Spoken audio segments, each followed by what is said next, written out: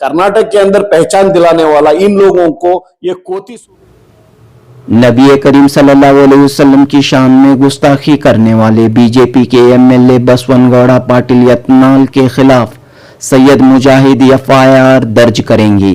कर्नाटक रियासती हज कमेटी के रुकन सैयद मुजाहिद ने कहा कि बसवनगौड़ा पाटिल यत्नाल को बीजेपी ने बाहर का रास्ता दिखा दिया है।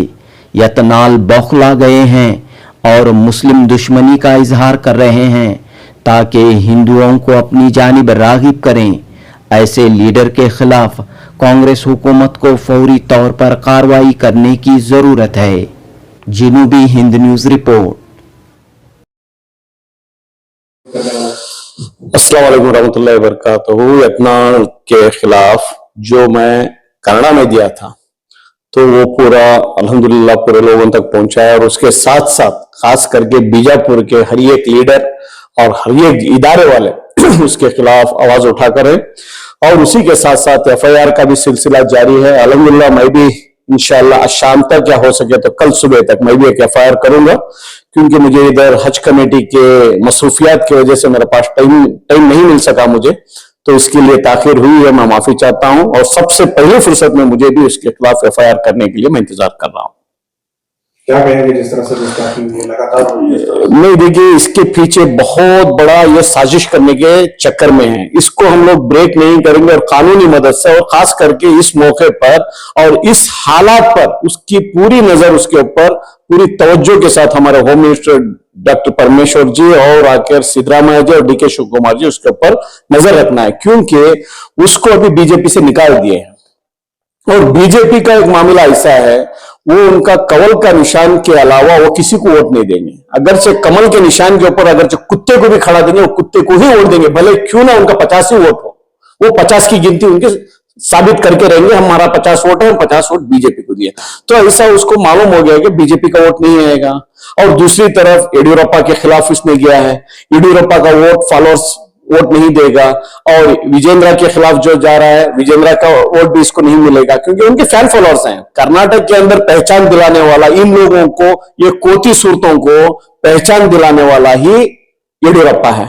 येडियुरप्पा की मेजॉरिटी में हुकूमत नहीं आई, उसके बावजूद उसने एमएलए को खरीदी कर जो कर्नाटक के अंदर बीजेपी सिंबल और बीजेपी की हुकूमत बनाने वाला वाहिद इंसान येडियुरप्पा है। और येडियुरप्पा कभी भी हिंदू मुस्लिम नहीं किया, लेकिन ये कमीने ने हर बार हिंदू मुस्लिम कर लेकर आया, लेकिन हम उसको बर्दाश्त कर देखते गए कि चलो पूरे हिंदुस्तान के अंदर जब से मोदी जी और अमित शाह जी आए हैं हिंदू मुस्लिम हो ही रहा है, उसके अंदर ये भी एक कुत्ता भौंकेगा तो क्या फर्क पड़ेगा, कुत्ता भौंकेगा हाथी जाएगा बोलकर हम लोग उसको इग्नोर करते गए। लेकिन इस बार जो इसने हुजूर पाक सल्लल्लाहु अलैहि वसल्लम के खिलाफ उनके शान में गुस्ताखी किया, इसको बर्दाश्त नहीं किया जाएगा।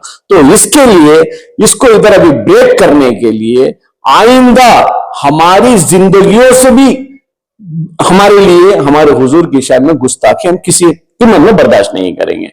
हमारे जिंदगियों से भी हम ज्यादा चाहते हैं हमारे हुजूर सल्लल्लाहु अलैहि वसल्लम। तो ये मैं इस मौके पर यह कहना चाहता हूं, इसके खिलाफ जितना हो सके उतना एफआईआर करो। और इसको मालूम हो गया है, इसको जीतने के लिए ना बीजेपी का वोट मिलेगा, ना येडियुरप्पा के तरफ के चाहने वालों का, ना विजेंद्र के चाहने वालों का, और इसके मुंह से खुद ये डिक्लेयर कर चुका है कि भाई मुसलमान का वोट मुझे नहीं चाहिए। तो इसके लिए हिंदुत्व को एक तरफा करने के लिए कर्नाटक के अंदर एक फसाद मचाकर, एक हिंदू मुसलमान का फसाद मचाकर हुजूर के शान में मैं इतना भोग रहा हूं, कोई आगे आ ही नहीं रहा है, कोई फसाद नहीं हो रहा है, मुझे हिंदुत्व का वोट बटोरने के लिए मुझे कुछ ना कुछ एक बड़े पैमाने पर कुछ एक फसाद मचाना है बोलकर इसने हुजूर के शान में गुस्ताखी किया है। तो इसको फसाद मचने नहीं देंगे, लेकिन इसको फसादी बोलकर इसको जेल के पीछे भेजने का हम लोग तैयारी करेंगे इंशाअल्लाह।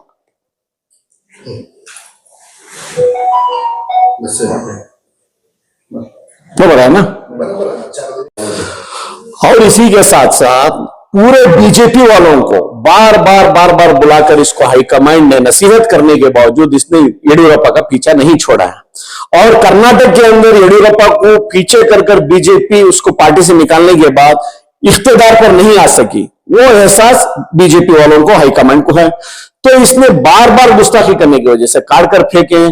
जब हाईकमांड की नहीं सुन रहा या इसके बाप को बाप नहीं मान रहा है, तो हमें शक है कि भी हिंदू मुसलमानों के फंक्शनों में गया, टोपी पहना, सब चीज पहनकर आज मुसलमानों के खिलाफ जाने के लिए कुछ ना कुछ वजह रहेगी, या ये इसके ऊपर ही शक आएगा कि भी ये किसकी औलाद है। इसको सबक सिखाने का हमारे पास बेहतरीन मौका है, क्योंकि बीजेपी खुद इसके खिलाफ हो गई है। हाईकमांड जब इसको निकालती है पुराने सीनियर लीडर को, तो समझो वो भी इसको मुंह पे तमाचा मारकर भेजी है, तो उस तरीके का ही तमाचा हमको भी मारना है। एफआईआर के तहत, कंप्लेंटों के तहत, धरनों के तहत, क्योंकि हमारी हुजूर के शान में गुस्ताखी करने वाले का नतीजा क्या होता है, इसको एक साबित करके हमको दिखाना है।